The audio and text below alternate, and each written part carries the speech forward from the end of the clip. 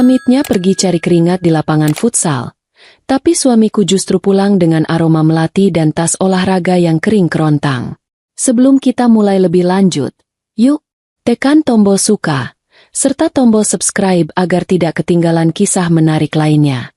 Dan jangan lupa absen asal kota Bapak Ibu di kolom komentar. Semoga rezeki kita semua dilancarkan, kesehatan kita diberkahi, dan keluarga kita selalu harmonis dalam lindungannya. Amin. Hari Minggu di rumah kami punya aturan tak tertulis yang lebih ketat daripada jadwal minum obat nenek.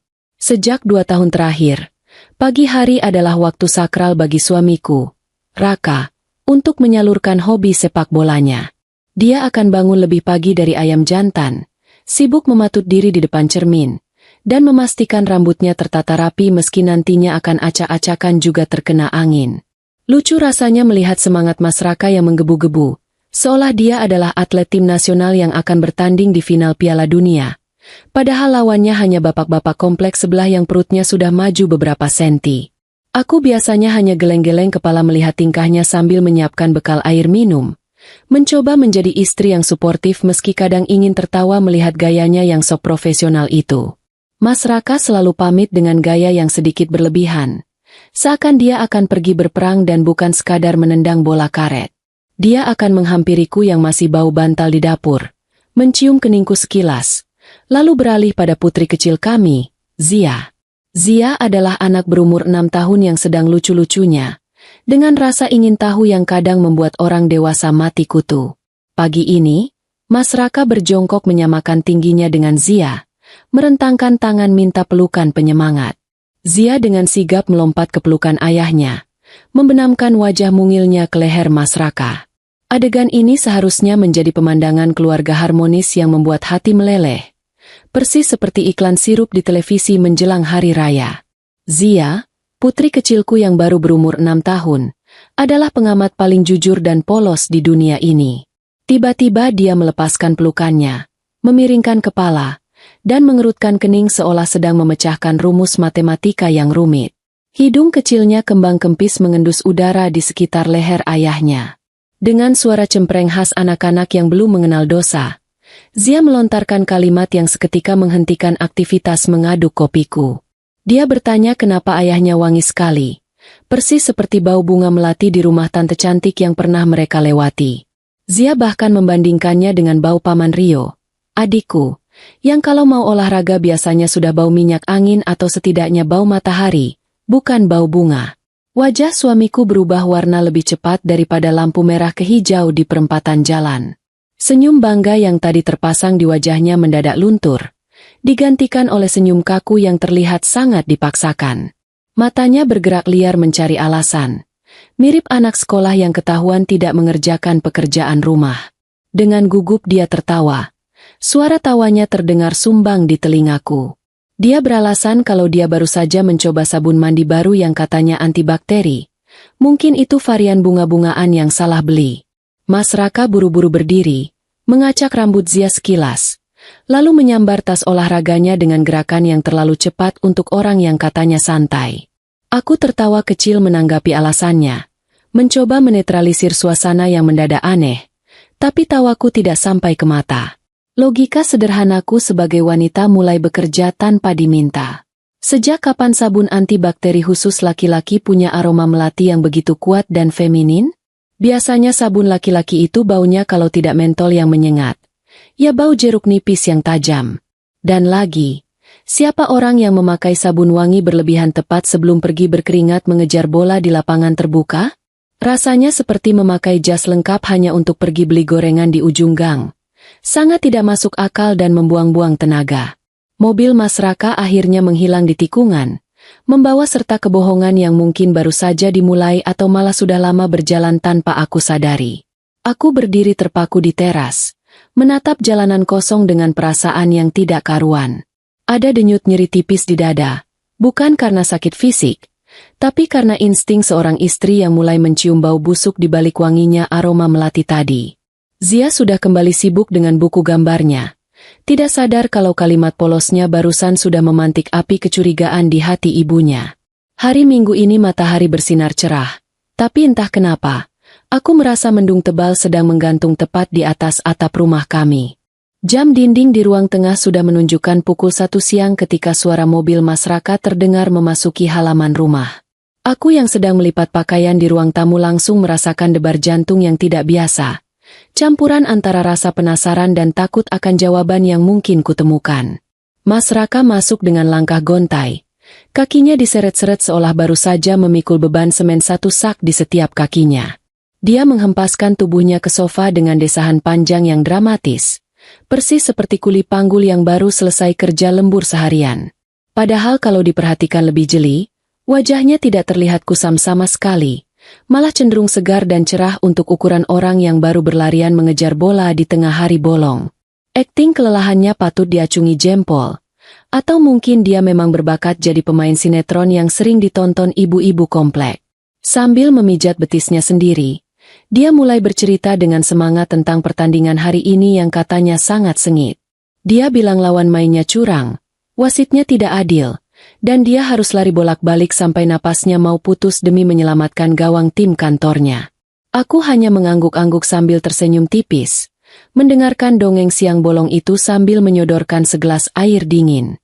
Lucunya, dia minum air itu dengan sangat santai, tidak rakus seperti orang kehausan yang dehidrasi berat.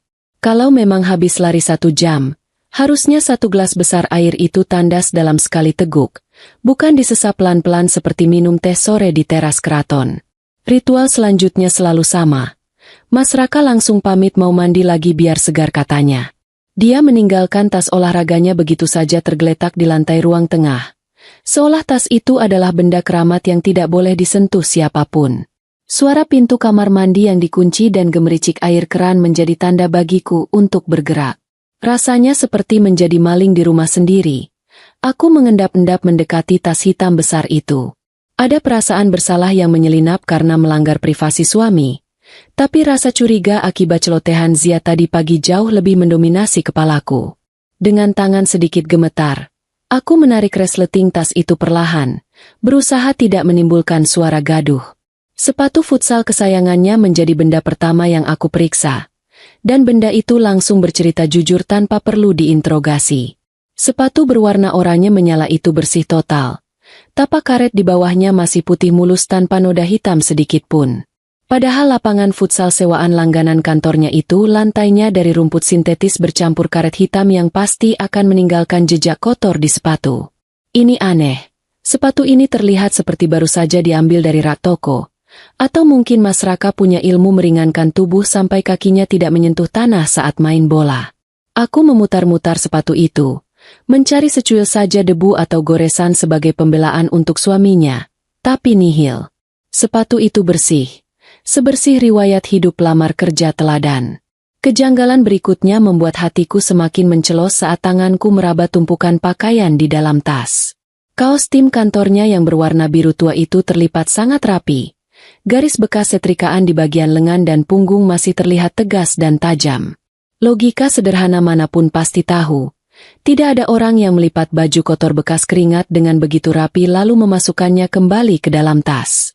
Biasanya baju kotor itu akan digulung asal-asalan, bau apek, dan lembab. Tapi baju ini kering kerontang, dan yang lebih menyakitkan, baunya bukan bau keringat atau bau matahari, melainkan bau pewangi lemari pakaian yang biasa aku pakai. Bau ini adalah bukti mati kalau baju itu hanya diajak jalan-jalan naik mobil, keluar rumah, lalu pulang lagi tanpa pernah dipakai untuk berkeringat.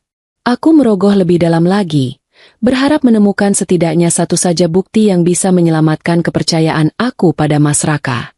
Aku menemukan handuk kecil yang seharusnya dipakai untuk menyeka keringat. Hasilnya sama saja. Handuk itu kering, lembut, dan wangi. Jauh berbeda dengan tekstur handuk basah yang kaku dan dingin. Botol minum yang kubawakan tadi pagi juga masih penuh. Isinya tidak berkurang setetes pun.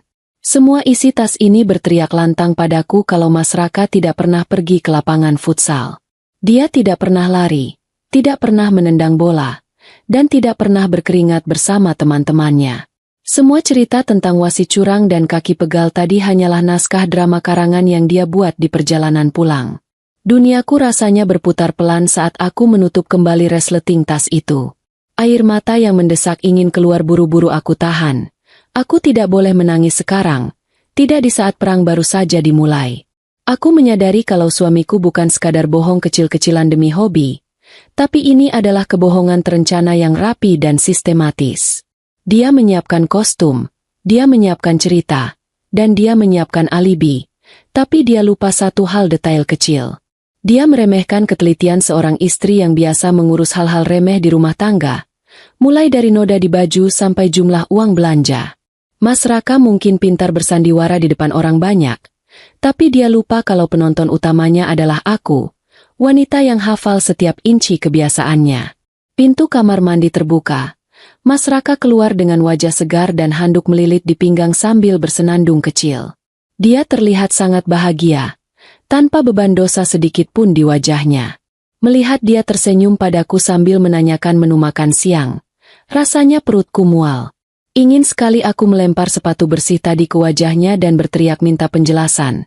Tapi aku tahu itu tindakan bodoh. Kalau aku marah sekarang, dia pasti punya 1000 alasan untuk mengelak dan malah balik menyalahkanku karena lancang membuka tasnya. Aku menarik napas panjang, memasang topeng senyum terbaik yang aku punya, lalu menjawab pertanyaannya dengan suara tenang, seolah-olah aku tidak baru saja menemukan bangkai busuk yang dia simpan rapat-rapat di dalam tas olahraganya. Minggu pagi berikutnya datang membawa suasana yang berbeda, setidaknya bagiku yang sudah menyusun rencana matang di dalam kepala sejak semalam. Saat alarm berbunyi, aku tidak langsung bangun menyiapkan sarapan seperti biasa, melainkan menarik selimut sampai sebatas leher dan memasang wajah paling menderita sedunia. Ketika Mas Raka membangunkanku, aku mengeluh sakit kepala hebat, seolah ada tukang bangunan yang sedang memalu paku di dalam kepalaku. Reaksi Mas Raka persis seperti dugaanku. Dia memasang wajah prihatin yang dibuat-buat, menempelkan punggung tangannya di dahiku sebentar, lalu dengan nada suara yang terdengar lega dia menyuruhku istirahat saja di rumah. Dia bahkan sempat menawarkan diri untuk membatalkan futsalnya demi merawatku. Tapi aku bisa melihat sudut bibirnya berkedut menahan senyum saat aku menolak tawaran itu dan menyuruhnya tetap pergi. Begitu ban mobil sedan hitam milik Mas Raka menyentuh aspal jalan raya, sakit kepalaku sembuh seketika seolah diangkat oleh malaikat tanpa sisa. Adrenalin langsung membanjiri tubuhku, membuatku melompat dari kasur dan bersiap dalam waktu 5 menit. Rekor tercepatku seumur hidup mengalahkan kecepatan berdandan saat mau kondangan. Aku menitipkan Zia ke rumah ibu yang kebetulan hanya beda 2 blok, beralasan ada urusan mendadak soal pesanan catering. Untuk pengejaran hari ini, aku sengaja tidak memakai mobil pribadi kami yang pastinya Mas Raka hafal betul plat nomornya dari kejauhan. Aku memilih menggunakan mobil operasional catering, sebuah mobil minibus tua berwarna abu-abu kusam yang biasanya dipakai mengangkut rantang dan bahan pasar, mobil yang sangat tidak mencolok dan pasaran di jalanan. Menjadi detektif dadakan ternyata jauh lebih menegangkan daripada menonton film aksi di bioskop, apalagi sambil menyetir mobil yang bau bawang merah begini. Jantungku berdegup kencang setiap kali melihat mobil Mas Raka di depan sana, takut kehilangan jejak atau malah ketahuan membuntuti. Untungnya jalanan kota di hari Minggu pagi cukup ramai lancar, memberiku perlindungan alami di antara kendaraan lain. Firasatku benar 100%. Di persimpangan jalan yang seharusnya mengarah ke gelanggang olahraga, mobil Mas Raka justru menyalakan lampu sein ke kanan. Dia menuju ke arah pinggiran kota yang jalannya lebih lebar dan mulus, arah yang sama sekali tidak ada hubungannya dengan keringat dan bola. Mobil Mas Raka tiba-tiba melambat dan berbelok masuk ke area stasiun pengisian bahan bakar umum yang cukup besar. Aku ikut menepi, memarkirkan mobil cateringku di balik truk pengantar barang, posisi yang strategis untuk mengintip tanpa terlihat.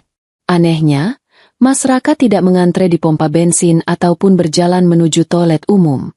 Dia memarkir mobilnya di sudut area parkir yang agak sepi di bawah pohon rindang, lalu diam di sana tanpa keluar. Dari kejauhan, aku bisa melihat pergerakan samar di dalam mobilnya, guncangan-guncangan kecil yang mencurigakan seolah dia sedang bergulat dengan sesuatu di kursi pengemudi.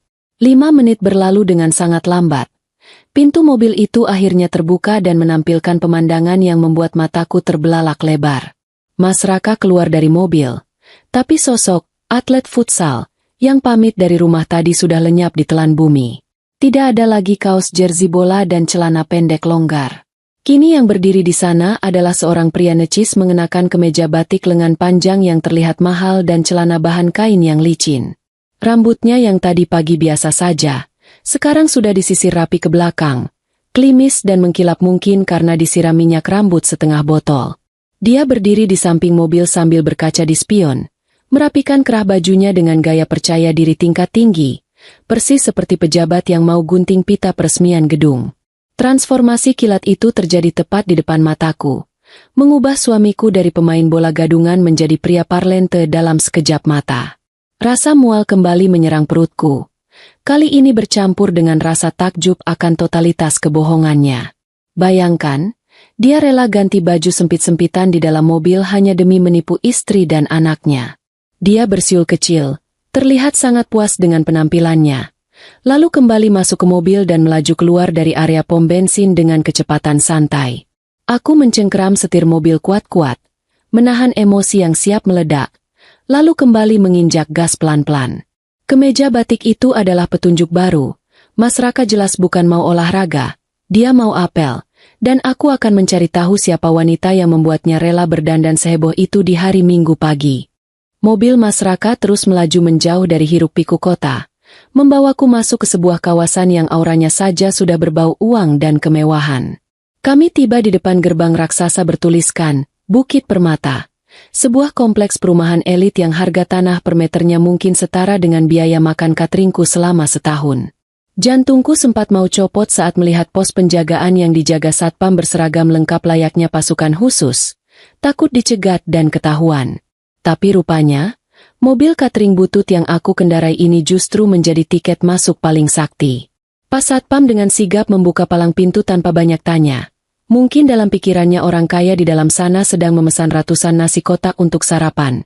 Atau mungkin dia kasihan melihat mobilku yang knalpotnya agak batuk-batuk ini. Di dalam kompleks, pemandangannya benar-benar kontras dengan jalanan kampung yang biasa aku lewati. Jalanannya lebar berlapis aspal mulus. Pohon-pohon palem berjajar rapi seperti tentara baris berbaris. Dan tidak ada satupun jemuran pakaian dalam yang melambai-lambai di pagar rumah. Aku harus menjaga jarak ekstra hati-hati karena jalanan di sini sangat lengang. Kalau terlalu dekat sedikit saja, mobil minibus abu-abuku akan terlihat mencolok seperti lalat di atas kue tart pengantin. Mobil Mas Raka akhirnya mengurangi kecepatan dan berbelok pelan memasuki pelataran sebuah rumah bergaya Mediterania yang sangat cantik. Rumah yang posisinya ada di ujung jalan buntu sehingga memberikan privasi lebih bagi penghuninya. Saat aku memarkir mobil di balik rimbunnya pohon trembesi tak jauh dari sana, mataku langsung tertuju pada taman depan rumah itu yang dipenuhi bunga hortensia berwarna biru muda. Dadaku sesak seketika, bukan karena asma, tapi karena memori masa lalu yang menghantam keras. Dulu saat kami masih tinggal di kontrakan sempit, aku pernah menggambar sketsa rumah impian dengan taman penuh bunga hortensia biru persis seperti itu. Waktu itu Mas Raka menertawakanku, bilang kalau bunga itu susah dirawat, manja, dan lebih mirip bunga kuburan daripada bunga taman. Dia bilang impianku terlalu muluk-muluk dan boros air. Tapi lihat sekarang, bunga yang katanya mirip kuburan itu justru tumbuh subur dan indah di rumah yang dia datangi. Dirawat dengan cinta menggunakan uang yang entah dari mana asalnya. Pintu depan rumah mewah itu terbuka, dan keluarlah seorang wanita yang penampilannya bisa membuat ibu-ibu arisan komplek minder seketika.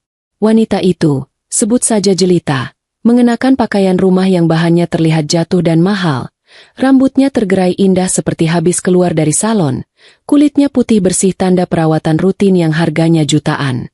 Dia tidak menyambut Mas Raka dengan mencium tangan selayaknya istri menyambut suami, melainkan berdiri berkacak pinggang dengan gaya manja yang dibuat-buat. Mas Raka yang turun dari mobil langsung berubah menjadi pria paling manis sedunia.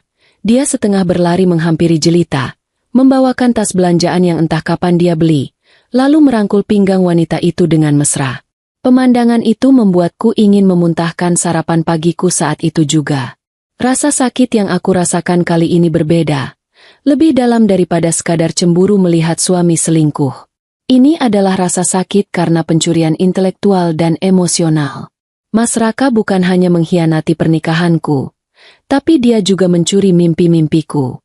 Dia mengambil desain rumah impian yang aku gambar dengan penuh harap, lalu membangunnya di dunia nyata untuk ditinggali bersama wanita lain. Dia mewujudkan angan-anganku, tapi peran utamanya diganti oleh orang lain. Di balik kemudi mobil catering yang bau bawang goreng ini, aku bersumpah tidak akan membiarkan mereka hidup tenang di istana yang dibangun di atas air mataku. Rumah itu, taman hortensia itu, semua adalah milikku dalam sketsa, dan aku pastikan suatu hari nanti sertifikatnya juga akan bertuliskan namaku. Meninggalkan kawasan mewah Bukit Permata rasanya seperti baru saja keluar dari bioskop setelah menonton film horor yang tokoh utamanya mati konyol. Bedanya tokoh konyol itu adalah aku sendiri. Aku menyetir mobil operasional catering ini dengan tangan yang masih gemetar. Bukan karena dinginnya AC mobil yang memang sudah mati sejak bulan lalu, tapi karena getaran amarah yang merambat dari ujung kaki sampai ke ubun-ubun. Di kursi penumpang, tas tanganku terasa berat, seolah batu kali ikut masuk ke dalamnya. Padahal isinya hanya ponsel yang penuh dengan foto bukti perselingkuhan suaminya. Aku tidak pulang ke rumah untuk menangis di pojokan kamar mandi sambil menyalakan keran air agar suara tangisanku tersamar. Menangis tidak akan mengembalikan uangku, menangis tidak akan meruntuhkan rumah mewah itu, dan yang pasti, menangis tidak akan membuat Mas Raka sadar diri. Tujuanku sekarang bukan rumah, melainkan sebuah ruko tua di pusat kota yang plang namanya sudah agak miring dimakan usia. Kantor hukum Pak Hendrik. Pak Hendrik adalah sahabat mendiang ayahku, seorang pengacara senior yang gayanya lebih mirip kakek penjual arum manis daripada orang hukum yang garang. Beliau menyambutku dengan senyum hangat khasnya yang membuat mata sipitnya hilang tenggelam di balik pipi. Tapi senyum itu langsung lenyap saat melihat wajahku yang kusut seperti baju belum disetrika. Tanpa perlu banyak basa-basi busuk, aku menceritakan semuanya. Mulai dari aroma melati, ke meja batik, sampai rumah impian yang dicuri itu. Pak Hendrik mendengarkan sambil sesekali membetulkan letak kacamata tebalnya yang melorot. Ekspresinya berubah dari kaget menjadi geram, persis seperti kakek yang cucunya diganggu preman pasar. Langkah pertama perlawanan kami bukanlah melabrak atau menjambak rambut wanita itu, melainkan membedah mayat bisnisku sendiri, yaitu laporan keuangan catering dapur Amara. Selama ini, aku memang terlalu naif mempercayakan urusan duit pada Mas Raka. Pikirku sederhana saja waktu itu, sebagai suami istri kami adalah tim yang solid. Aku yang berkeringat memasak di dapur panas mengepul, dia yang duduk manis di ruangan ber-AC mengurus tagihan dan pembayaran. Ternyata, pembagian tugas itu adalah kesalahan fatal. Sama saja seperti menyerahkan kunci gudang ikan kepada kucing yang sedang kelaparan. Kami mulai membuka buku besar dan rekaman transaksi bank selama 2 tahun terakhir di layar komputer tua Pak Hendrik yang loadingnya butuh kesabaran setingkat dewa. Angka-angka di layar itu awalnya terlihat membosankan. Deretan nominal rupiah yang berbaris rapi seperti semut. Namun, mata elang Pak Hendrik dan naluri bisnisku yang mulai bangun dari tidur panjang segera menemukan keanehan yang mencolok. Ada banyak sekali transaksi pengeluaran untuk pos, belanja bahan baku tambahan, yang nominalnya tidak masuk akal. Misalnya, ada tagihan pembelian daging sapi premium dalam jumlah yang cukup untuk memberi makan satu kecamatan. Padahal bulan itu pesanan catering sedang sepi-sepinya. Lucunya lagi, nama penyuplai daging itu adalah CV Berkah Sentosa, sebuah nama perusahaan yang terdengar sangat religius dan meyakinkan. Tapi saat aku cek alamatnya di internet, alamat itu ternyata merujuk pada sebuah lahan kosong bekas bengkel tambal ban yang sudah tutup tahun lalu. Mas Raka ternyata bukan hanya pembohong dalam urusan hati, tapi dia juga seniman manipulasi data yang cukup berbakat, walaupun agak ceroboh. Dia melakukan markup atau penggelembungan harga barang dengan cara yang sangat kasar. Harga beras dia tulis 2 kali lipat dari harga pasar. Harga bumbu dapur dia sulap setara harga emas gram-graman. Yang membuatku ingin tertawa miris adalah saat melihat catatan pembelian minyak goreng khusus yang harganya selangit. Padahal aku tahu betul, di dapur cateringku, kami memakai minyak goreng curah kemasan jerigen biasa, bukan minyak zaitun impor dari Italia yang biasa dipakai koki bintang 5. Selisih uang dari harga asli dan harga palsu itulah yang dia tilap pelan-pelan. Sedikit demi sedikit lama-lama menjadi bukit, atau dalam kasus ini, menjadi rumah mewah di Bukit Permata. Jantungku berdegup semakin kencang saat kami menelusuri kemana larinya uang-uang hantu itu.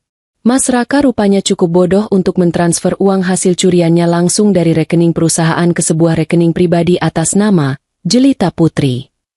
Tidak ada upaya pencucian uang yang canggih, tidak ada rekening perantara di luar negeri. Benar-benar polos dan vulgar. Mungkin dia pikir aku adalah istri bodoh yang selamanya hanya akan sibuk mengiris bawang dan tidak akan pernah mengecek mutasi rekening koran. Nama Jelita Putri berderet panjang di mutasi rekening keluar setiap bulannya, dengan keterangan transfer yang beragam mulai dari biaya operasional, dana talangan, sampai yang paling konyol, biaya perawatan inventaris. Rupanya bagi Mas Raka, wanita simpanannya itu dianggap sebagai inventaris kantor yang perlu perawatan rutin mahal. Rasa sesak di dadaku perlahan berubah menjadi panas yang membakar saat melihat total angka kerugian yang dihitung oleh Pak Hendrik. 1,5 miliar rupiah. Angka itu tertera jelas di kalkulator besar di meja, menatapku dengan tatapan mengejek. Uang sebanyak itu bukan jatuh dari langit. Itu adalah hasil keringatku bangun jam 3 pagi setiap hari, hasil tanganku yang melepuh terkena cipratan minyak panas, hasil kakiku yang bengkak karena berdiri seharian mengawasi catering pesanan orang kawinan. Selama ini aku bekerja keras bagai kuda, menghemat pengeluaran pribadi, jarang beli baju baru, bahkan menunda ganti mobil operasional yang sudah bobrok ini, demi menabung untuk masa depan Zia. Ternyata, di belakangku, ada tikus berdasi yang menggerogoti lumbung padiku untuk membiayai kemewahan wanita lain yang mungkin seumur hidupnya tidak pernah memegang sodet penggorengan. Ingatanku melayang pada keluhan-keluhan Mas Raka selama ini yang selalu bilang bisnis kita sedang sulit. Dia sering pulang dengan wajah lesu, bilang kalau harga bahan pokok naik, keuntungan menipis, dan kita harus berhemat. Dia bahkan pernah memotong uang belanja bulananku dengan alasan arus kas perusahaan sedang macet. Bodohnya aku. Waktu itu aku malah merasa bersalah dan berusaha masak lebih irit lagi di rumah. Ternyata, saat aku makan tempe goreng di rumah demi penghematan, dia dan Jelita mungkin sedang makan steak daging impor di restoran mewah menggunakan uangku. Bisnisku tidak pernah sulit. Bisnisku sebenarnya untung besar. Hanya saja ada parasit gemuk yang menyedot nutrisinya sampai kering kerontang. Pak Hendrik membanting tumpukan kertas hasil cetakan rekening koran itu ke meja, membuat debu di ruangan itu beterbangan kaget. Wajah tua beliau merah pada menahan marah. Lebih marah daripada aku sepertinya. Beliau bilang ini bukan lagi sekadar masalah rumah tangga. Ini adalah tindak pidana penggelapan jabatan dan pencurian dalam keluarga. Mas Raka, suami yang sehari-harinya kalau disuruh menghitung uang kembalian tukang sayur saja sering salah, mendadak jadi jenius kriminal yang mengeruk harta istrinya sendiri. Ini ironi yang menyakitkan tapi juga sedikit menggelikan. Bagaimana seorang pria bisa terlihat begitu lugu di rumah tapi begitu rakus di luar? Aku menatap tumpukan kertas bukti kejahatan itu dengan pandangan nanar namun tajam. Kertas-kertas ini jauh lebih berharga daripada berlian sekarang.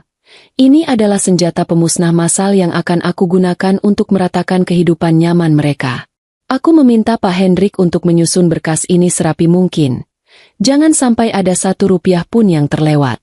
Aku ingin setiap butir nasi yang dimakan Jelita, setiap tetes bensin yang dipakai Mas Raka ke rumah itu, semuanya dihitung dan ditagih kembali. Aku bukan lagi amarah si tukang masak yang penurut. Hari ini di ruangan pengap berbau kertas tua ini, aku melantik diriku sendiri menjadi penagih utang yang paling kejam. Setelah semua bukti terkumpul dan diamankan, aku pamit pada Pak Hendrik dengan perasaan yang jauh lebih ringan daripada saat datang tadi. Beban ketidaktahuan sudah terangkat, digantikan oleh rencana pembalasan yang terstruktur rapi di kepala. Aku berjalan keluar menuju mobil cateringku yang parkir miring di depan ruko. Matahari sore bersinar terik, menyoroti ket mobilku yang mengelupas di sana-sini. Dulu aku malu melihat mobil butut ini, tapi sekarang aku melihatnya sebagai saksi bisu perjuanganku yang suci. Biarlah Mas Raka dan Jelita menikmati mobil mewah dan rumah megah mereka untuk sesaat lagi, karena mereka tidak sadar bahwa semua kemewahan itu hanyalah pinjaman dengan bunga berbunga yang sebentar lagi akan jatuh tempo. Dan ketika penagihnya datang, yaitu aku, mereka tidak akan punya tempat lagi untuk bersembunyi. Aroma cumi saus padang dan tumis kangkung terasi memenuhi seluruh penjuru rumah saat jarum jam menunjuk angka 7 malam. Aku sengaja memasak menu favorit Mas Raka ini dengan porsi jumbo, bahkan menambahkan cabai rawit merah lebih banyak dari biasanya biar rasanya nendang, senendang rencanaku malam ini. Pulang dari kantor Pak Hendrik tadi sore, aku tidak langsung pulang untuk meratapi nasib, melainkan mampir ke pasar tradisional, membeli bahan-bahan terbaik seolah-olah malam ini kami akan merayakan ulang tahun pernikahan emas. Padahal, ini adalah perayaan awal dari runtuhnya kerajaan kecil yang dibangun suaminya di atas kebohongan. Aku menata piring di meja makan dengan presisi tinggi, memastikan sendok dan garpu berkilau, menciptakan suasana hangat yang menipu mata. Suara pagar dibuka terdengar, disusul deru mesin mobil yang sudah sangat aku hafal. Mas Raka masuk rumah dengan wajah yang, seperti biasa, dipasang mode, suami pekerja keras yang lelah membanting tulang. Dia melepaskan dasinya dengan gerakan lambat, mengeluh macet di jalan yang katanya bikin tua di jalan. Padahal aku tahu dia baru saja pulang dari tugas negara, menenangkan jelita yang mungkin lagi ngambek minta tas baru. Aku menyambutnya dengan senyum paling manis yang pernah aku miliki. Senyum yang biasanya hanya keluar kalau dia membelikanku emas. Tapi kali ini senyum itu adalah umpan. Aku mengambil tas kerjanya, menyodorkan teh hangat, dan memijat bahunya sebentar. Dia terlihat kaget dengan pelayanan ekstra ini, mungkin curiga, tapi aroma masakan di meja makan langsung mengalihkan logikanya ke perut. Makan malam itu berlangsung dengan sangat lahap. Mas Raka makan seperti orang yang baru diselamatkan dari pulau terpencil setelah seminggu hanya makan kelapa. Dia memuji masakanku setinggi langit, bilang kalau rasa cumi saus padang buatanku bisa mengalahkan restoran bintang 5 manapun. Aku hanya menanggapi pujian itu dengan anggukan sopan. Dalam hati tertawa miris. Tentu saja enak, Mas. Itu dimasak dengan bumbu cinta yang sudah kadaluarsa dan dicampur sedikit dendam kesumat.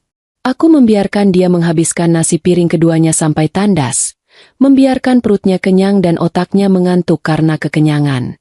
Orang bilang, jalan menuju hati laki-laki adalah melalui perutnya, tapi bagiku malam ini, perut kenyang adalah jalan untuk mematikan kewaspadaannya. Saat dia sedang bersandar kekenyangan sambil menepuk-nepuk perut buncitnya, aku mulai melancarkan serangan fajar.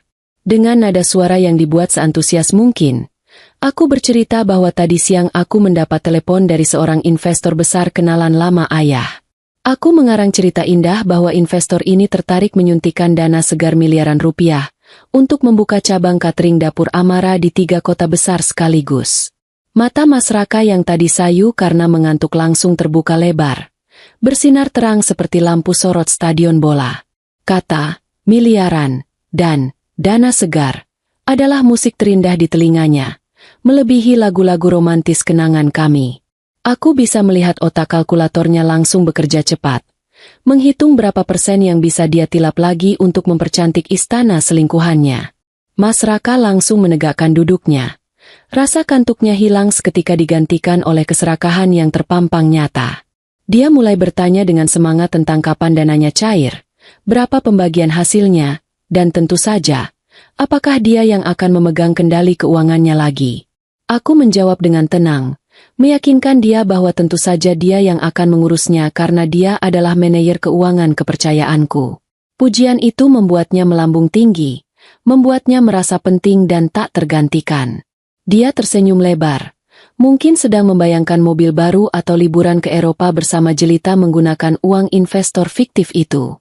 Lalu, aku mengeluarkan sebuah map tebal berwarna biru dari laci meja makan, meletakkannya tepat di depan hidungnya. Aku jelaskan dengan nada santai bahwa investor tersebut setuju mencairkan dana minggu depan, asalkan laporan keuangan internal kita dibersihkan dulu secara administrasi.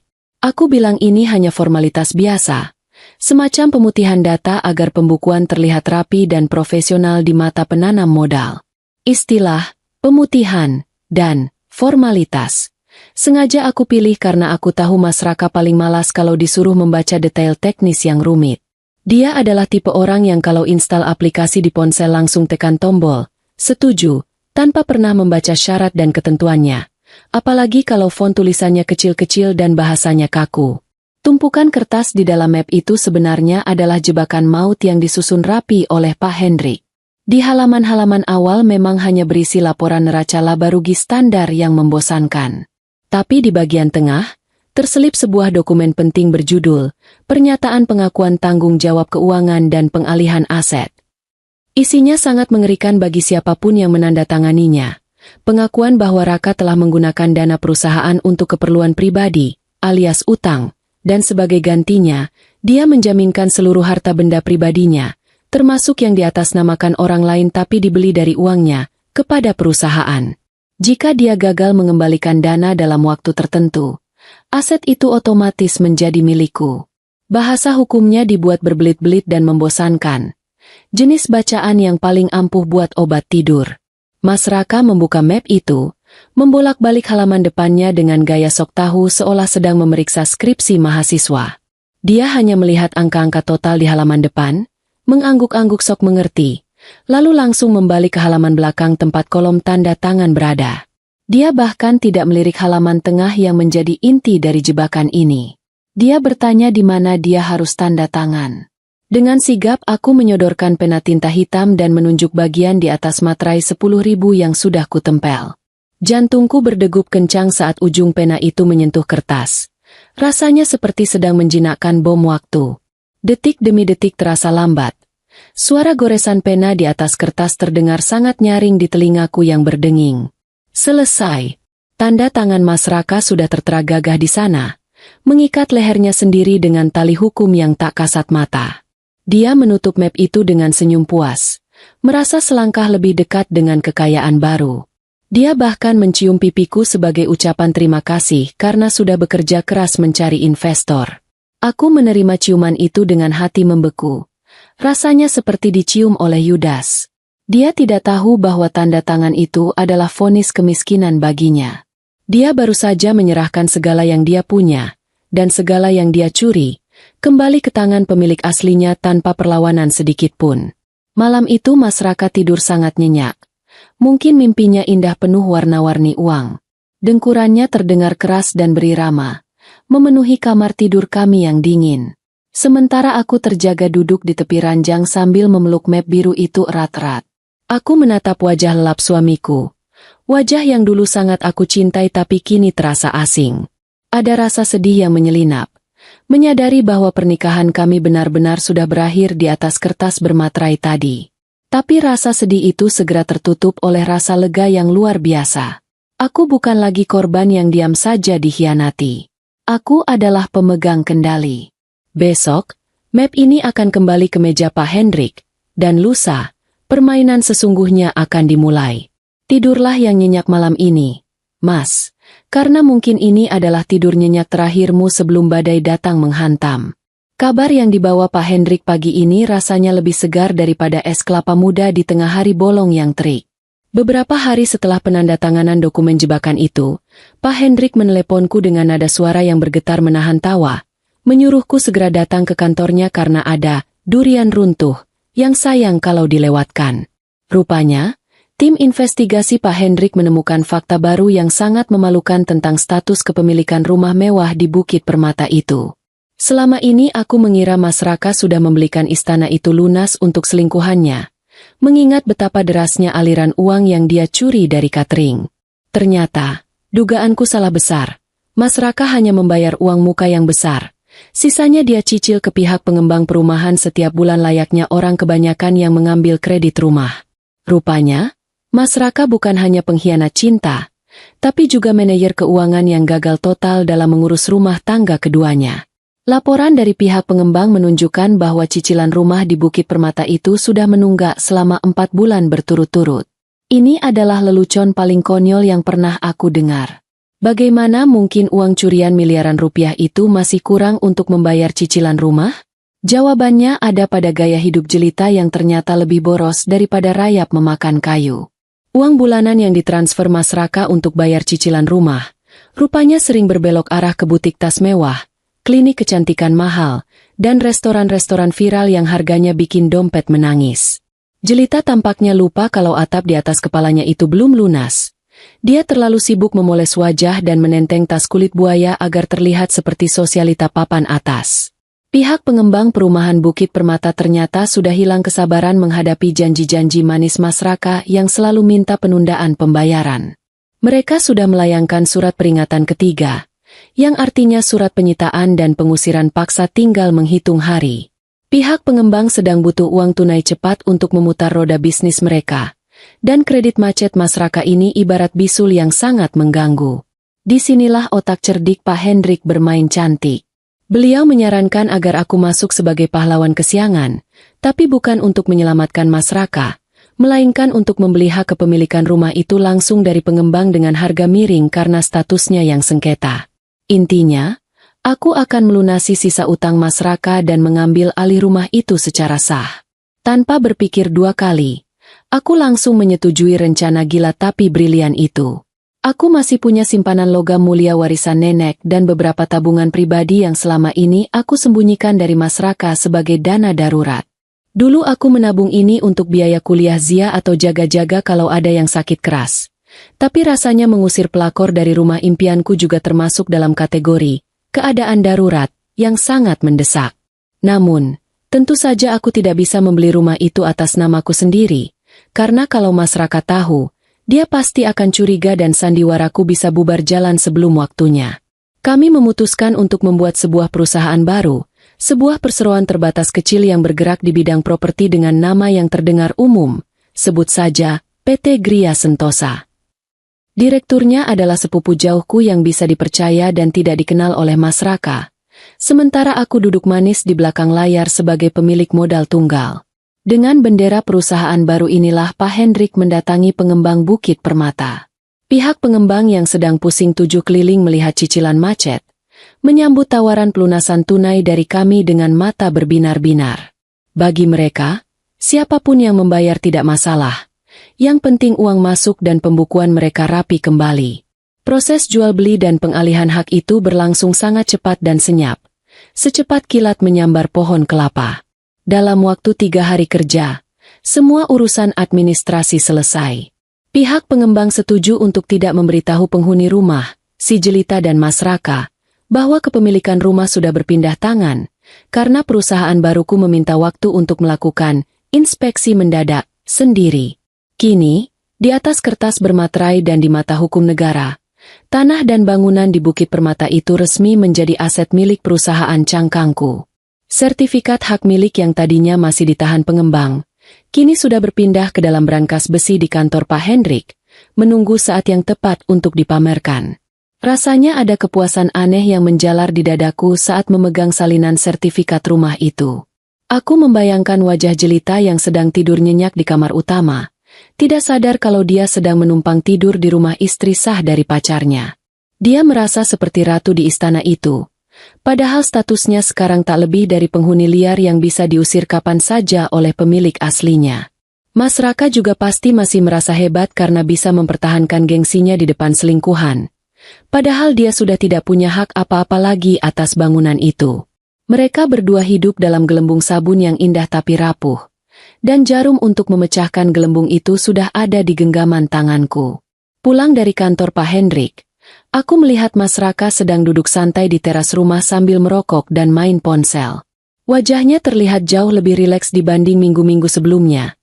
Mungkin karena dia merasa aman setelah menandatangani dokumen investasi bodong itu.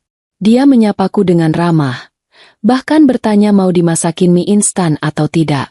Lucu sekali melihat dia bersikap sok baik begini. Dia tidak tahu kalau wanita yang dia tawari mie instan ini baru saja membeli atap tempat dia berselingkuh. Aku menolak tawarannya dengan halus, beralasan sudah kenyang makan di luar.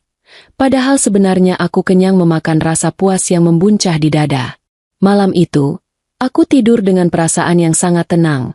Setenang permukaan danau di pagi hari. Rencana pembalasanku sudah hampir mencapai puncaknya. Semua pion catur sudah berada di posisinya masing-masing. Mas Raka sudah terjerat utang piutang, asetnya sudah menjadi jaminan, dan rumah kebanggaannya sudah berpindah tangan. Tinggal satu langkah terakhir, yaitu skakmat di hari Minggu besok. Aku melirik kalender di dinding kamar, melingkari hari Minggu dengan spidol merah dalam imajinasiku. Itu bukan hari libur biasa. Itu akan menjadi hari pindahan besar-besaran bagi Jelita, dan hari kejatuhan bagi Mas Raka. Tunggu saja tanggal mainnya, karena tiket pertunjukannya sudah aku beli lunas. Matahari Minggu pagi kali ini bersinar sangat terik, seolah alam semesta ikut bersemangat menyorot panggung sandiwara yang akan segera berakhir. Mas Raka sudah siap dengan kostum kebesarannya, Setelan baju bola lengkap dengan kaos kaki panjang yang ditarik sampai lutut, persis anak sekolah dasar yang mau upacara bendera. Dia sedang duduk di teras sambil mengikat tali sepatu dengan senyum cerah. Mungkin membayangkan akan menghabiskan waktu seharian bermanja-manja di sofa empuk rumah selingkuhannya. Aroma parfum melatinya yang menyengat kembali tercium, membuat hidungku gatal ingin bersin. Dia tidak tahu kalau hari ini, jadwal pertandingannya akan berubah total. Dari lapangan rumput hijau menjadi meja hijau pengadilan jalanan. Aku keluar dari kamar bukan dengan daster kumal seperti biasanya, melainkan dengan gaun terusan selutut berwarna merah marun dan riasan wajah yang cukup tebal untuk menutupi sisa kantung mata. Mas Raka mendongak kaget melihat penampilanku yang rapi. Mulutnya sedikit terbuka seperti ikan mas koki yang lupa cara bernapas. Belum sempat dia bertanya atau melontarkan alasan klise soal buru-buru ke lapangan. Aku langsung menodongnya dengan senyum lebar dan kunci mobil di tangan. Aku bilang padanya dengan nada riang bahwa rencana futsal harus dibatalkan hari ini juga, karena bonus besar dari investor yang aku ceritakan kemarin malam sudah cair lebih cepat dari dugaan, dan aku ingin merayakannya dengan cara yang elegan, yaitu membeli properti. Mendengar kata bonus cair dan beli properti, mata Mas Raka langsung berbinar hijau. Naluri mata duitannya langsung mengambil alih akal sehatnya. Rencana bertemu jelita seketika tergeser ke prioritas nomor 2 di kepalanya.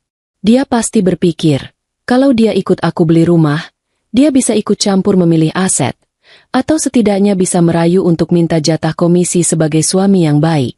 Dengan semangat 45, dia langsung masuk lagi ke dalam rumah, mengganti baju bolanya dengan kemeja polo dan celana jeans.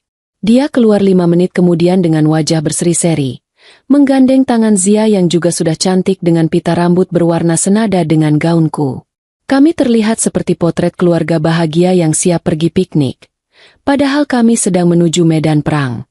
Perjalanan di dalam mobil terasa canggung dan menegangkan. Setidaknya bagi Mas Raka yang mulai menyadari kemana arah mobil ini melaju. Awalnya dia masih bisa bercanda dengan Zia, menanyakan mau jajan es krim apa nanti. Tapi tawanya perlahan memudar saat aku mengarahkan setir mobil bukan ke pusat kota, melainkan ke arah pinggiran kota yang elit. Kegelisahan mulai merambat naik di wajahnya saat mobil kami melewati jalan raya yang sangat dia kenal. Jalan yang sama persis dengan rute futsalnya setiap minggu. Dia mulai mengetuk-ngetukkan jarinya ke lutut dengan tempo cepat. Tanda kalau jantungnya sedang berdetak tidak karuan. Mungkin lebih cepat dari musik dangdut koplo. Keringat dingin sebesar biji jagung mulai muncul di pelipis Mas Raka saat aku menyalakan lampu sein kanan. Berbelok masuk ke gerbang megah kompleks Bukit Permata. Wajahnya pucat pasi. Darah seolah tersedot habis dari mukanya. Membuatnya terlihat seperti mayat hidup yang lupa dikubur. Dengan suara bergetar dan serak, dia bertanya kenapa kita masuk ke sini. Padahal setahu dia perumahan ini harganya selangit dan tidak masuk akal. Aku menjawab santai tanpa menoleh. Tetap fokus menyetir dengan senyum misterius. Aku bilang padanya kalau justru karena harganya selangit itulah investasinya bagus. Dan kebetulan aku dapat info ada satu rumah sengketa yang dijual murah butuh uang. Jadi kita harus cepat sebelum diambil orang lain. Mobil terus melaju pelan membelah jalanan kompleks yang asri, melewati deretan rumah mewah yang pagarnya tinggi-tinggi. Mas Raka duduk kaku di kursi penumpang depan. Matanya melotot horor menatap jalanan. Dia pasti sedang berdoa komat kamit dalam hati, berharap semoga rumah yang aku maksud bukan rumah yang itu. Dia mungkin berharap buminya terbelah dan menelan mobil ini sekarang juga. Sesekali dia melirik ke arah ponselnya yang tergeletak di dashboard, mungkin ingin mengirim pesan peringatan pada jelita, tapi dia tidak berani mengambilnya karena ekor mataku terus mengawasi setiap gerakannya. Dia terjebak, terkunci di dalam mobil yang dikemudikan oleh istri yang dia kira bodoh. Harapan Mas Raka hancur berkeping-keping. Hancur lebur menjadi debu saat aku menginjak rem pelan-pelan. Mobil kami berhenti tepat, presisi, dan sempurna di depan sebuah rumah bergaya Mediterania dengan taman bunga hortensia biru yang cantik. Itu adalah rumah jelita. Itu adalah rumah impianku yang dicuri. Keheningan di dalam mobil terasa begitu mencekam. Lebih seram daripada suasana kuburan di malam Jumat. Mas Raka membeku. Napasnya terdengar berat dan putus-putus. Dia menatap rumah itu, lalu menatapku dengan pandangan penuh ketakutan, seolah melihat hantu di siang bolong. Dengan gerakan lambat dan penuh drama, aku mematikan mesin mobil dan melepas sabuk pengaman. Aku menoleh ke arah Mas Raka, menatap lurus ke dalam bola matanya yang gemetar ketakutan. Senyumku mengembang, tapi bukan senyum manis, melainkan senyum kemenangan yang dingin. Aku menunjuk rumah itu dengan daguku dan berkata pelan tapi tegas, bahwa inilah investasi masa depan yang aku maksud. Aku bilang padanya kalau rumah ini sangat cantik, tamannya indah, dan rasanya sangat familiar, seolah-olah memang ditakdirkan untuk menjadi milik kami. Tanpa menunggu jawabannya yang pasti tidak akan keluar karena lidahnya keluh, aku membuka pintu mobil dan turun, siap untuk menarik tirai penutup sandiwara ini sampai lepas ke akar-akarnya. Suara pintu mobil yang kubuka terdengar sangat keras memecah keheningan minggu siang di kompleks Bukit Permata. Seolah-olah itu adalah bunyi palu hakim yang mengetuk meja persidangan untuk memulai sidang putusan akhir. Panas matahari siang itu terasa menyengat kulit, tapi anehnya, udara di sekitarku terasa dingin dan mencekam, terutama bagi pria yang masih duduk mematung di kursi penumpang sebelahnya. Mas Raka masih bergeming, tubuhnya kaku keras batu nisan. Matanya menatap kosong ke arah pintu depan rumah mewah itu. Dia terlihat seperti orang yang nyawanya sudah dicabut setengah. Tapi raganya lupa dikasih tahu. Aku harus mengetuk kaca jendela mobil 2 kali, cukup keras, untuk memaksanya kembali ke alam nyata dan menyuruhnya turun. Dengan gerakan patah-patah seperti robot yang kehabisan baterai, dia akhirnya membuka pintu dan melangkah keluar. Kakinya gemetar hebat sampai lututnya terlihat beradu satu sama lain. Kami berdiri bertiga di depan pagar rumah bergaya Mediterania itu. Aku berdiri tegak dengan dagu terangkat, menggandeng tangan Zia yang menatap sekeliling dengan mata bulat penuh rasa kagum, sementara Mas Raka berdiri bungkuk di belakang kami, berusaha menyembunyikan tubuh besarnya di balik punggungku yang jauh lebih kecil. Situasi ini sungguh menggelikan. Biasanya dia selalu berjalan di depan dengan dada membusung layaknya kepala keluarga yang gagah berani. Tapi sekarang dia menciut sekecil kerupuk yang kena air. Dia pasti berharap punya jubah penghilang jejak seperti di film-film penyihir, atau berharap tanah di bawah kakinya tiba-tiba terbelah dan menelannya bulat-bulat agar dia bisa lari dari kenyataan pahit yang sudah berdiri di depan mata. Belum sempat kami melangkah masuk ke halaman, pintu utama rumah itu terbuka dengan kasar. Sosok jelita muncul di ambang pintu. Wajahnya terlihat masam dan terganggu. Rupanya dia mendengar suara mesin mobil yang berhenti lama di depan rumahnya dan merasa privasinya terganggu. Jelita mengenakan gaun rumah berbahan sutra tipis yang terlihat sangat mahal. Rambutnya digelung asal tapi tetap terlihat cantik, dan di tangannya ada segelas jus jeruk yang terlihat segar. Awalnya dia mau berteriak memarahi siapapun yang parkir sembarangan. Tapi kata-katanya tersangkut di tenggorokan saat matanya menangkap sosok Mas Raka yang berdiri di sampingku. Gelas jus di tangannya hampir saja tergelincir jatuh. Wajah jelita berubah drastis, dari ekspresi marah ala ibu kos yang nagih uang sewa, menjadi ekspresi bingung bercampur panik. Dia menatap Mas Raka, lalu menatapku, dan terakhir menatap Zia. Otaknya pasti sedang bekerja keras mencoba mencerna situasi aneh ini. Kenapa, suami?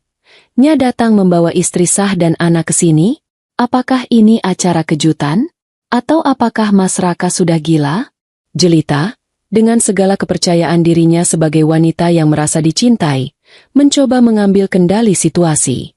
Dia berjalan menuruni anak tangga teras dengan gaya angkuh, dagunya diangkat tinggi-tinggi, mencoba mengintimidasi aku yang dia anggap hanya sebagai istri tua yang membosankan dan tidak tahu apa-apa.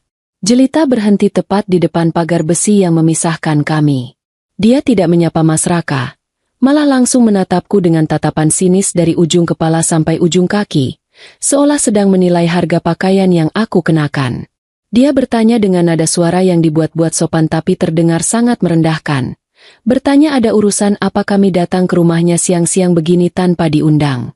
Dia menekankan kata, rumah saya, dengan sangat jelas, seolah ingin menegaskan wilayah kekuasaannya. Mas Raka di belakangku hanya bisa menunduk. Tidak berani menatap mata jelita, apalagi membelanya. Dia sudah kehilangan suaranya, kehilangan nyalinya, dan sebentar lagi akan kehilangan segalanya. Aku tersenyum tipis menanggapi sikap arogan jelita, senyum yang tenang namun mematikan. Aku tidak terpancing emosi, tidak berteriak, dan tidak menjambak rambutnya seperti adegan sinetron murahan yang sering ditonton ibu-ibu. Aku melepaskan genggaman tangan Zia pelan, menyuruh anakku berdiri tenang di samping mobil, lalu aku melangkah maju mendekati pagar. Dengan gerakan santai, aku membuka tas tanganku dan mengeluarkan sebuah map plastik bening berisi dokumen penting yang baru saja aku ambil dari brankas Pak Hendrik. Tanpa banyak bicara, aku menyodorkan dokumen itu melewati celah pagar, tepat ke depan wajah Jelita yang penuh riasan tebal. Jelita mengernyitkan dahi, bingung dengan sodoran kertas itu, tapi rasa penasarannya mengalahkan gengsinya. Dia menyambar dokumen itu dengan kasar dan mulai membacanya. Awalnya dia membaca dengan cepat dan tidak peduli, tapi detik demi detik berlalu, matanya mulai membelalak lebar. Mulutnya sedikit terbuka, tangannya mulai gemetar memegang kertas itu. Dia membaca tulisan di kop surat yang berbunyi, sertifikat hak milik, dan nama yang tertera di sana sebagai pemilik sah bukanlah nama Mas Raka, apalagi nama Jelita, melainkan nama perusahaan yang aku dirikan. Wajahnya memucat seketika. Bedak tebalnya tidak mampu menutupi rona ketakutan yang mulai muncul. Dia menoleh cepat ke arah Mas Raka, menuntut penjelasan lewat sorot matanya yang tajam. Melihat Jelita yang mulai goyah, aku memutuskan untuk menyiramkan bensin ke dalam api kepanikan itu. Dengan suara datar dan volume yang cukup untuk didengar oleh mereka berdua, aku menjelaskan fakta yang sebenarnya. Aku bilang padanya bahwa rumah mewah yang dia banggakan ini, rumah tempat dia tidur nyenyak setiap malam, sebenarnya statusnya adalah kredit macet yang sudah menunggak berbulan-bulan. Mas Raka, pria yang dia kira konglomerat itu, ternyata tidak pernah melunasi rumah ini. Dia hanya membayar uang muka, dan sisanya dia biarkan menunggak sampai pihak pengembang mau menyitanya minggu depan. Dan aku, istri yang dia remehkan ini, adalah orang yang datang sebagai penyelamat aset, membeli tunai sengketa rumah ini sehingga sekarang, detik ini juga, akulah pemilik sah tanah yang sedang dia injak. Pengakuan itu menghantam Jelita lebih keras daripada tamparan fisik. Dia merasa dunianya runtuh seketika. Bayangan hidup mewah, rumah gedongan, dan masa depan terjamin yang dijanjikan Mas Raka ternyata hanya gelembung sabun yang kosong. Dia langsung berbalik menyerang Mas Raka. Suara Jelita melengking tinggi, memaki-maki Mas Raka sebagai penipu ulung. Dia berteriak histeris, menuduh Mas Raka membohonginya mentah-mentah. Dia bilang dia mau jadi simpanan Mas Raka karena Mas Raka mengaku pengusaha sukses yang kaya raya, bukan kreditur macet yang rumahnya hampir disita. Topeng cinta suci yang selama ini dia pasang di depan Mas Raka langsung copot, memperlihatkan wajah aslinya yang mata duitan. Pertengkaran hebat pun pecah di halaman rumah impianku. Jelita memukuli dada bidang Mas Raka dengan kepalan tangannya yang lemah, menangis meraung-raung menyesali nasibnya yang tertipu. Mas Raka hanya dia menerima pukulan itu, pasrah seperti samsak tinju yang sudah rusak. Dia tidak melawan, tidak juga membela diri, karena dia tahu tidak ada gunanya. Dia sudah kalah telak di dua medan perang sekaligus, di depan istri sahnya dan di depan wanita simpanannya. Pemandangan ini sungguh menyedihkan sekaligus memuaskan bagiku. Dua orang yang bersekongkol menyakitiku kini saling mangsa satu sama lain, saling menyalahkan atas kehancuran yang mereka buat sendiri. Setelah membiarkan drama itu berlangsung beberapa menit, aku merasa sudah cukup. Aku tidak punya waktu seharian untuk menonton opera sabun gratisan ini. Aku berdeham keras, menghentikan teriakan histeris Jelita. Aku menatap jam tanganku lalu memberikan ultimatum terakhir yang tidak bisa ditawar. Aku bilang pada Jelita bahwa dia punya waktu tepat 30 menit untuk mengemasi barang-barang pribadinya dan angkat kaki dari propertiku. Jika dalam 30 menit dia masih ada di sini, aku tidak akan segan-segan memanggil Satpam Kompleks dan melaporkannya atas tuduhan penyerobotan lahan dan perbuatan tidak menyenangkan. Aku juga mengingatkan, jangan coba-coba membawa barang inventaris rumah seperti perabotan atau elektronik, karena semua itu sudah masuk dalam daftar aset yang aku beli. Dia hanya boleh membawa baju dan barang remeh-temeh miliknya sendiri. Ancaman tentang Satpam dan polisi membuat nyali Jelita ciut seketika. Dia tahu dia tidak punya posisi tawar apapun di sini. Dia bukan istri sah, bukan pemilik rumah, dan sekarang pacarnya pun terbukti bangkrut. Tanpa membuang waktu untuk berdebat lagi, Jelita langsung berlari masuk ke dalam rumah, Mungkin menuju kamarnya untuk menyelamatkan tas-tas branded dan perhiasan hasil perasannya selama ini. Terdengar suara gaduh dari dalam, suara laci dibanting, koper diseret, dan barang-barang jatuh. Dia benar-benar panik. Takut aku benar-benar memanggil polisi yang akan mempermalukannya di depan tetangga elit ini. Kini tinggallah Mas Raka sendirian di hadapanku. Dia terlihat sangat kacau. Rambutnya yang tadi klimis kini acak-acakan. Wajahnya basah oleh keringat dan mungkin sedikit air mata. Dia menatapku dengan pandangan memelas. Pandangan anak anjing yang dibuang majikannya di pinggir jalan saat hujan deras. Perlahan, dia menjatuhkan lututnya ke tanah paving blok yang keras. Mas Raka berlutut di depanku, di depan Zia, di depan rumah yang dulu dia banggakan. Dia merangkak sedikit mendekati kakiku, mencoba meraih ujung gaunku dengan tangannya yang gemetar. Mulutnya mulai meracau, memohon ampun dengan suara parau yang menyayat hati. Dia bersumpah akan berubah. Dia janji akan meninggalkan jelita. Dia janji akan menjadi suami dan ayah yang baik lagi. Dia membawa-bawa nama Tuhan, membawa-bawa kenangan manis masa pacaran kami dulu, dan yang paling membuatku muak, dia mulai menjadikan Zia sebagai tameng. Dia bilang, "Maafkan ayah, nak. Ayah hilaf. Jangan biarkan keluarga kita hancur. Kasihan Zia kalau orang tuanya pisah." Kalimat itu terdengar begitu palsu di telingaku, seperti kaset rusak yang diputar ulang. Di mana rasa kasihan itu saat dia mentransfer uang sekolah Zia ke rekening jelita? Di mana ingatannya tentang keluarga saat dia berbohong setiap minggu pagi? Aku mundur selangkah, menghindari sentuhan tangannya yang terasa najis bagiku sekarang. Aku menatapnya bukan dengan kemarahan yang meledak-ledak, melainkan dengan rasa jijik dan kasihan yang mendalam. Kasihan karena dia telah menukar berlian dengan batu kali, dan jijik karena dia tidak punya harga diri sedikit pun untuk mengakui kesalahannya dengan jantan. Sebelum aku sempat membalas racauannya, Zia tiba-tiba melepaskan genggaman tangannya dari gaunku. Anak kecil itu melangkah maju dengan berani, berdiri tepat di depan ayahnya yang sedang berlutut mengemis. Zia menatap wajah ayahnya lurus-lurus. Tidak ada air mata di pipi gembilnya. Yang ada hanya tatapan kecewa yang sangat dewasa. Tatapan yang seharusnya tidak dimiliki oleh anak umur 6 tahun. Suasana mendadak hening. Angin pun seolah berhenti bertiup menunggu apa yang akan diucapkan oleh malaikat kecil ini. Dengan suara lantang dan jernih, Zia mengucapkan kalimat yang menjadi paku terakhir di peti mati pernikahan kami. "Ayah jahat. Ayah bohong sama ibu. Ayah bohong sama Zia. Zia nggak mau punya ayah pembohong." Kalimat sederhana itu menghujam dada Mas Raka lebih dalam dan lebih sakit daripada ribuan jarum. Tubuhnya tersentak ke belakang seolah ditampar oleh kekuatan tak kasat mata. Bahunya merosot turun. Kepalanya tertunduk dalam sampai menyentuh tanah. Dia menangis sesenggukan. Kali ini tangisannya terdengar lebih nyata. Tangisan penyesalan yang sudah terlambat.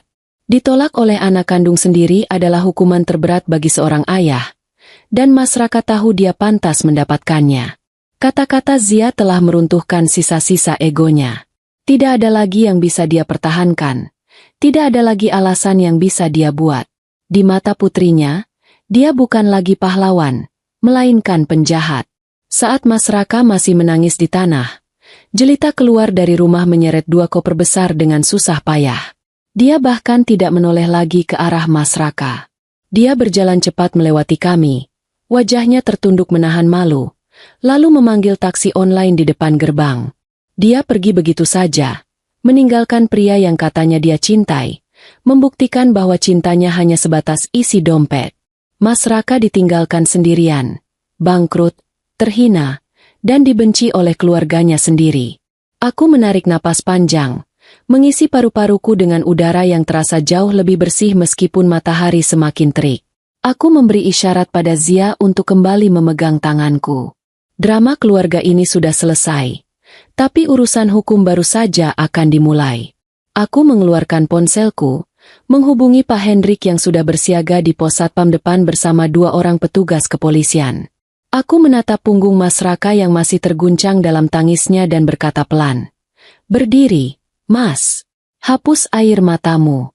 Simpan tenagamu untuk menjelaskan semuanya di kantor polisi nanti. Kasus penggelapan dana perusahaan bukan masalah sepele yang bisa selesai dengan air mata buaya. Sirine mobil polisi terdengar sayup-sayup mendekat, menjadi musik penutup bagi babak kehancuran Mas Raka. Aku tidak merasa sedih lagi. Rasa sakit hati itu sudah menguap, digantikan oleh ketenangan luar biasa karena tahu bahwa mulai hari ini, tidak akan ada lagi kebohongan yang bersembunyi di balik wangi melati di hari Minggu. Kebenaran telah menang, dan aku berdiri tegak di atas reruntuhan ini sebagai pemenangnya.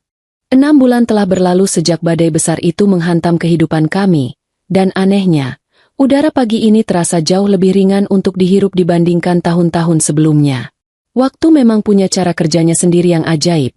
Dia tidak bisa menghapus ingatan, tapi dia sangat ahli dalam menumpulkan rasa sakit dan mengubah luka menganga menjadi parut yang mendewasakan.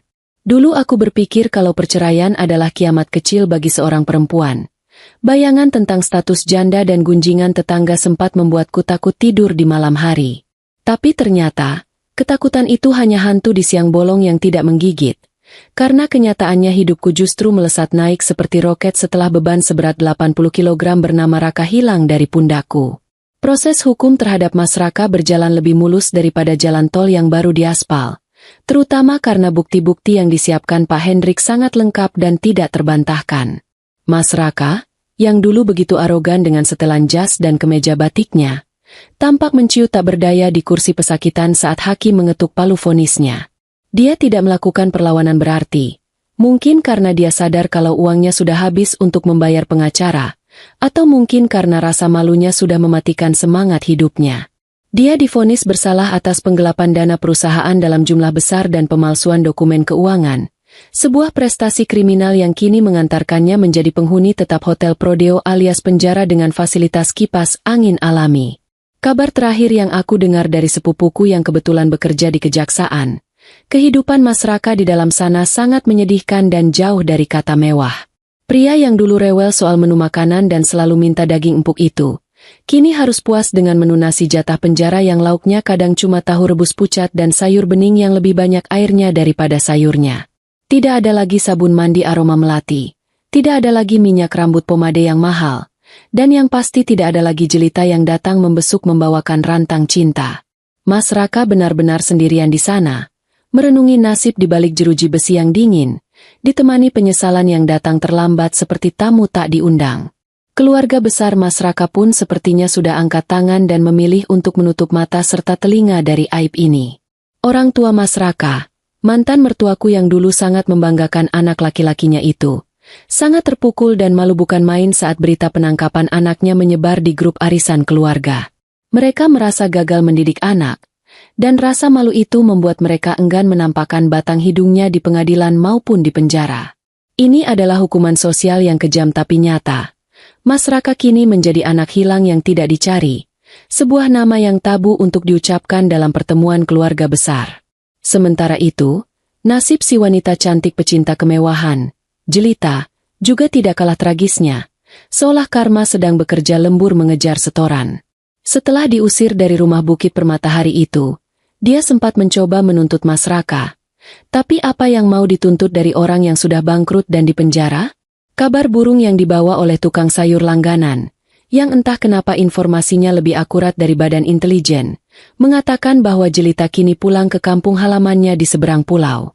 Dia dikabarkan kembali hidup sederhana, bahkan kabarnya harus berjualan kosmetik keliling untuk menyambung hidup karena semua barang mewahnya sudah dijual untuk membayar utang gaya hidupnya yang selangit. Roda kehidupan memang berputar, dan bagi jelita, roda itu sedang melindasnya di bagian paling bawah. Fokus utamaku sekarang sudah beralih sepenuhnya pada dua hal paling berharga dalam hidupku. Zia dan bisnis catering yang kini berkembang pesat tanpa ada tikus yang menggerogoti. Sejak aku memegang kendali penuh atas keuangan perusahaan, keuntungan catering dapur Amara melonjak drastis, sebuah bukti nyata bahwa selama ini bisnisku sehat. Hanya saja ada parasit yang menyedot darahnya. Aku bisa mengganti mobil operasional butut itu dengan armada baru yang lebih layak, menaikkan gaji karyawan yang setia, dan bahkan membuka cabang baru di kota sebelah dengan modal sendiri, bukan modal investor fiktif karangan Mas Raka. Rasanya sangat memuaskan melihat saldo rekening bertambah karena kerja keras yang jujur, bukan karena manipulasi angka. Rumah di Bukit Permata. Saksi bisu pengkhianatan itu. Tidak aku jual meskipun banyak agen properti yang menawar dengan harga tinggi. Awalnya aku merasa jijik setiap kali menginjakan kaki di sana. Bayangan Mas Raka dan Jelita berduaan di teras rumah itu masih sering melintas seperti film rusak. Tapi Pak Hendrik memberiku nasihat bijak. Beliau bilang jangan biarkan kenangan buruk menguasai aset berharga. Ubahlah energinya menjadi sesuatu yang positif. Maka, aku memutuskan untuk melakukan renovasi besar-besaran. Sebuah proyek, pembersihan, spiritual dan fisik untuk membuang sial. Langkah pertamaku adalah memanggil tukang kebun untuk mencabut semua tanaman bunga hortensia biru di taman depan sampai ke akar-akarnya. Bunga itu mungkin indah, tapi bagiku itu adalah simbol dari mimpi yang dicuri dan dinodai. Sebagai gantinya, aku menanam bunga matahari dan kembang sepatu yang warnanya cerah dan berani, melambangkan semangat baru yang tidak gampang layu. Cat dinding rumah yang tadinya berwarna krem membosankan pilihan Jelita. Aku ganti dengan warna putih bersih yang modern dan lapang. Interior di dalamnya juga aku rombak total. Sekat-sekat kamar yang sempit dibongkar untuk menciptakan ruang aula yang luas dan terbuka. Rumah mewah yang dulunya dibangun untuk memuaskan ego dan nafsu itu, kini memiliki fungsi baru yang jauh lebih mulia. Aku mengubahnya menjadi rumah singgah untuk anak-anak pejuang kanker dari luar kota yang sedang berobat di rumah sakit pusat rujukan. Aku menamainya Rumah Singgah Sahabat Zia.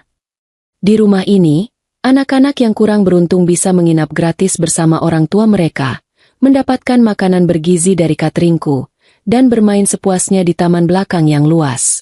Kolam renang yang dulunya hanya dipakai Jelita untuk pamer foto di media sosial, kini menjadi tempat terapi air yang menyenangkan bagi anak-anak itu.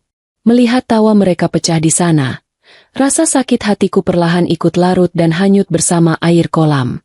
Sore ini, aku duduk di tepi kolam renang yang airnya berkilauan ditimpa sinar matahari senja, memperhatikan Zia yang sedang bermain bola dengan dua orang anak penghuni rumah singgah. Zia tumbuh menjadi anak yang jauh lebih ceria dan pengertian daripada sebelumnya. Dulu aku khawatir perceraian ini akan meninggalkan trauma mendalam baginya, membuat dia menjadi anak yang murung atau pemberontak. Tapi ternyata, anak-anak punya daya tahan yang luar biasa. Mereka lebih jujur dalam memproses perasaan dibandingkan orang dewasa. Zia tampaknya merasa lebih tenang hidup berdua denganku yang selalu ada, daripada punya ayah lengkap tapi isinya penuh kepalsuan dan jarang hadir secara mental. Zia berlari menghampiriku dengan napas terengah-engah dan pipi yang merah merona. Rambutnya basah oleh keringat dan cipratan air. Dia duduk di sampingku, menyandarkan kepalanya di bahuku sambil meminum jus jeruknya.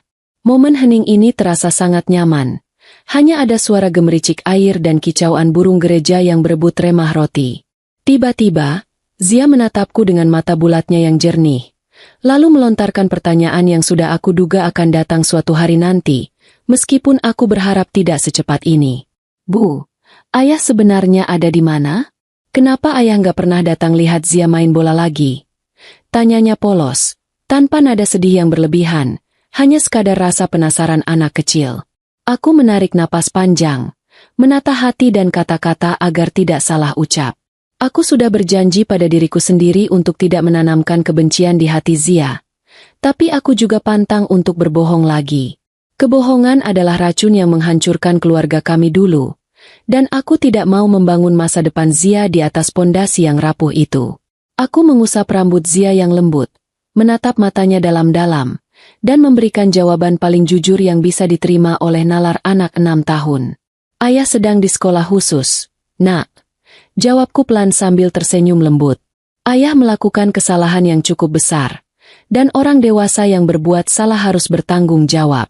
Di tempat itu, ayah sedang belajar untuk menjadi orang yang lebih baik, belajar untuk tidak berbohong lagi, dan belajar menghargai orang lain. Sama seperti kalau Zia nakal di sekolah terus dihukum bu guru berdiri di pojok kelas. Tapi hukuman ayah waktunya lebih lama karena ayah sudah besar. Zia mengangguk-angguk kecil. Keningnya berkerut seolah sedang mencerna informasi itu. Oh, berarti ayah lagi distrap ya, Bu? Kasihan juga ya. Tapi nggak apa-apa deh. Biar ayah jadi anak baik lagi. Kalau ayah sudah lulus sekolahnya, ayah boleh main ke sini nggak, Bu? Tanyanya lagi dengan kepolosan yang membuat hatiku mencelos. Kita lihat nanti ya, sayang. Kalau ayah sudah benar-benar lulus dan jadi orang baik, mungkin boleh. Tapi sekarang, Zia doakan saja ayah sehat di sana. Jawabku diplomatis. Aku tidak mau memberi harapan palsu, karena aku sendiri belum tahu apakah aku sanggup melihat wajah Mas Raka lagi tanpa rasa mual. Biarlah waktu yang menjawabnya nanti. Zia tampaknya puas dengan jawaban itu. Dia tidak bertanya lebih lanjut, malah kembali bercerita seru tentang teman barunya di rumah singgah yang jago main catur. Aku mendengarkannya dengan penuh perhatian, bersyukur bahwa anakku tidak kehilangan kebahagiaannya. Bagi Zia, sosok ayah mungkin telah mengecewakan, tapi dia punya ibu yang siap menjadi benteng sekaligus pelabuhan baginya. Kami berdua adalah tim yang solid, tim kecil yang berhasil selamat dari kapal karam dan kini sedang membangun perahu baru yang lebih kuat. Langit senja mulai berubah warna menjadi jingga keunguan, melukis cakrawala dengan keindahan yang menenangkan. Aku bersandar di kursi santai, memejamkan mata sejenak menikmati angin sore yang membelai wajah. Ingatanku melayang sebentar ke hari-hari minggu di masa lalu, hari-hari yang penuh dengan kecurigaan, bau parfum melati yang menyengat, dan tumpukan kebohongan di dalam tas olahraga. Rasanya masa-masa itu sudah berlalu ribuan tahun yang lalu. Kini, hari minggu kami diisi dengan kegiatan nyata, mengurus catering, bermain dengan anak-anak panti, atau sekadar bermalas-malasan di rumah tanpa ada sandiwara. Aku menyadari satu hal penting hari ini, bahwa kekuatan seorang wanita itu seringkali tidak terlihat sampai dia benar-benar diuji. Dulu aku pikir aku hanyalah istri penurut yang lemah, yang hidupnya bergantung pada suami. Tapi badai ini membuktikan bahwa aku bisa berdiri di atas kaki sendiri, bahkan bisa berlari kencang mengejar mimpi-mimpiku yang sempat tertunda. Mas Raka mungkin telah mencuri mimpiku tentang keluarga utuh yang sempurna, tapi dia tidak bisa mencuri masa depanku. Aku telah merebut kembali kendali atas hidupku, merenovasinya menjadi bangunan yang lebih kokoh dan indah. Aroma bunga melati yang dulu menjadi mimpi buruk bagiku, kini sudah tidak lagi tercium dimanapun. Udara di sekitarku kini beraroma rumput segar yang baru dipotong, aroma masakan lezat dari dapur catering, dan yang paling penting, aroma kebebasan. Aku membuka mata, melihat Zia yang melambaikan tangan dari ujung kolam renang sambil tertawa lepas. Aku membalas lambaiannya dengan senyum lebar yang tulus, senyum yang benar-benar sampai ke hati. Ayo masuk, nak, sudah mau maghrib, nanti masuk angin, seruku padanya. Zia berlari kecil menghampiriku. Kami bergandengan tangan berjalan masuk ke dalam rumah putih yang megah itu. Di belakang kami, matahari terbenam dengan sempurna, menutup satu babak kehidupan yang kelam dan mempersilakan malam datang membawa ketenangan. Besok pagi, matahari akan terbit lagi, membawa hari baru, rezeki baru, dan harapan baru. Dan aku, Amara, siap menyambutnya dengan kepala tegak dan hati yang lapang. Karena pada akhirnya, kejujuran akan selalu menemukan jalan pulangnya sendiri, dan kebohongan akan tertinggal jauh di belakang, membusuk bersama waktu.